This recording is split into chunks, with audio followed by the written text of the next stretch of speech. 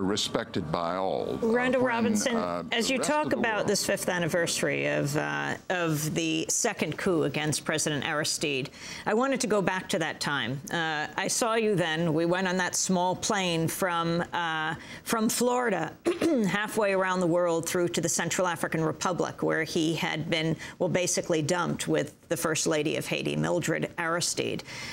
It was a remarkable trip. And on the way back, when this delegation led by you, Randall Robinson, founder of TransAfrica, Maxine Waters, Congressmember from Los Angeles, leading a small group of people to really take on the U.S. government, call the bluff of the government, say, if President Aristide is free to go, then we want to come and take him back. And I wanted to play a clip of when I interviewed President Aristide as we were coming back on the plane over the Atlantic, just days after his ouster as president, what President Aristide at the time had to say. Those who want to invest in killing democracy, in bloodshed, they don't accept you as an elected president. We had 32 coup d'etat plus the last one, 33, in our 200 years of independence. Our goal was to move not from coup d'etat to coup d'etat anymore, but from elections to elections, free, fair, and democratic elections. That wasn't the goal. They went back to coup d'etat. And here is what President Aristide said when I asked him whether he had actually resigned from office, as the Bush administration had contended. I didn't resign. What some people call resignation is a new coup d'etat or a modern kidnapping. He said it was a modern kidnapping. He said it was a coup that was backed by the United States. Randall Robinson, this is 5 years later, just after the 5th anniversary. There is a new president in the United States, the first black president in the United States. I'm wondering your thoughts on what you feel he should be doing with the first black republic in the Western world, Haiti, born in 1804. Well, first, he has to stop American interference in the democratic process of Haiti. And I trust that he will do that. He has to make sure that Lavalas, the country's largest party, can participate in the political process. He has to make sure that the tens of thousands of people who have demonstrated for President Aristide's return will see their leader come home to them. That's the democratic process. We're not asking the president to do anything but to be just and to ensure that democracy will survive and flourish in Haiti.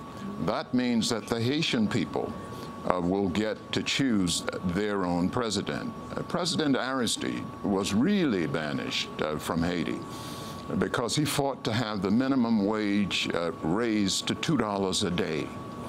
And that offended the interest of the business community and foreign investors, the kind of investments and investors that President Clinton is encouraging in this case, with 5,000 assembly workers or sweatshop workers. That's not the kind of investment we need. We need a just society. We need a democratic society.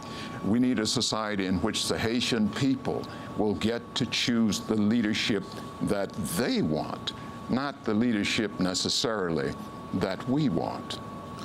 And Randall Robinson, we've covered here on Democracy Now! The enormous changes that have occurred in the southern part of the hemisphere in recent years, with so many populist governments coming to power in various parts of Latin America. Your sense of how this has impacted on Haiti's political development, and whether the prospects are for increasing radicalization or unity among the Haitian people? We have to understand that since the Reagan years, there has been an enormous transfer of wealth in the world. We live in a world now where 1% of the world's people control 40% of the world's wealth. The United States alone controls 32% of the world's wealth. And so the poor have gotten poorer and more numerous, and the rich have gotten richer.